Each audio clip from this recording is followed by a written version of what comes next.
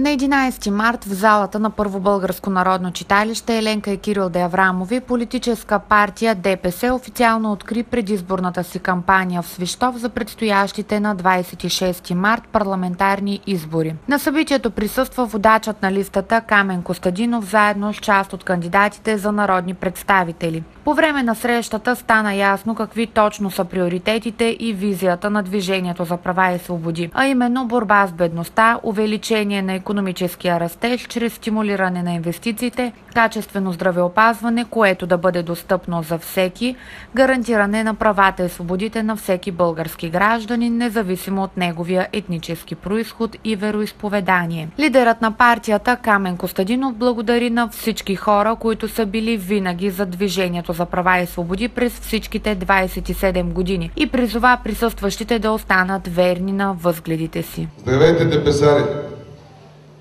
Заставам пред вас с няколко цели и задачи.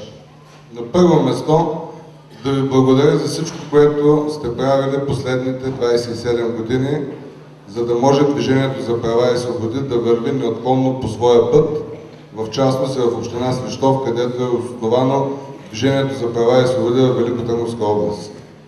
Движението за права и свободи тръгва своя път в цялата област Велико Търново, именно от Свищов. За това ви благодаря и ви се покланям. Изправям се пред вас, заедно с моите колеги, кандидати за народни представители от листата на ДПС, за да поискаме вашето доверие и вашата подкрепа на изборите на 26-ти. Да поискаме вашето доверие и вашата подкрепа, за да бъдем силни, за да спечелим битката, към която сме се устремили, битката за спасение на България. Пише на нашия лозунг да спасим България. Това не е прост лозунг, това не е слоган, както се нарича напоследък. България наистина днес има нужда от своя спасителен план. Да я спасим от разединението на нацията и от омразата, която се сее и от едната, и от другата страна. Да я спасим от разрухата и икономическата нищета, която се шири. Да я спасим от популизма, да я спасим от отчуждението на хората един от друг. Защо ние от ДПС се нагърбваме и поставяме този въпрос? Защото именно на нас от ДПС не прилича, на нас се пада честта, защото никой друг не го прави. Защото именно от ДПС сме тази партия, в която 27 години Камен, който е българин и християнин, се чувства горд, равноправен и достоен, заедно с Мъстън, който е турчин и мюсюлманин, и заедно с Бат Сали, който е циганин. Ние постигаме това само в ДПС. Защото именно ние от ДПС следваме и прилагаме на практика завета на великия апостол Васил Левски за една чиста и свята република, където българи, турци и всички останали ще живеят братски. Заместник-кметът на община Свищов Бедри Алиев, който е и кандидат за народен представител, призова присъстващите гости на предстоящите парламентарни избори да гласуват и да подкрепят Движението за права и свободи. Единство, заедност, това е нашата сила. Много пъти Движението за права и свободи бяха правени опити да бъде разделена. Всички знаем, започна се с Мертахир, НДПС, след това с Осман Оттай, Касимдал и накрая на 2 места с партия Доста.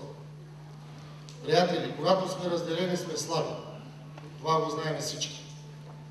Имаме си партия, вярваме в нея. Всички да запомним числото 9. Числото 9, което ще ни донесе единство, победа, сплотеност и ще можем да изпълним нашите мечти за един по-добър живот. Вярвам, че на 26 март всички ще отидем и ще гласуваме бюлетина номер 9 за Движение за права и свободи. Благодаря на всички.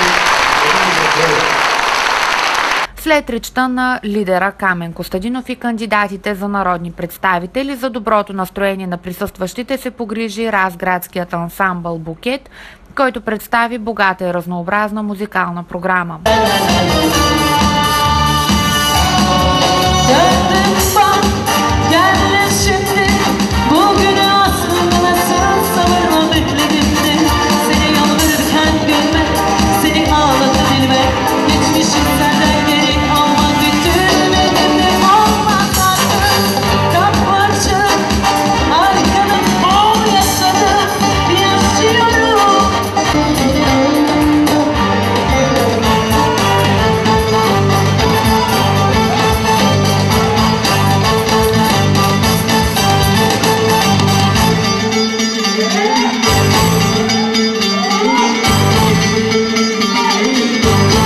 Припомняме, че освен заместник-кметът на община Свищов Бедри Алиев, кандидат за народен представител от листата на политическа партия ДПС, е и свищовлията Джунейд Ахмед, който е и общински съветник в местният парламент.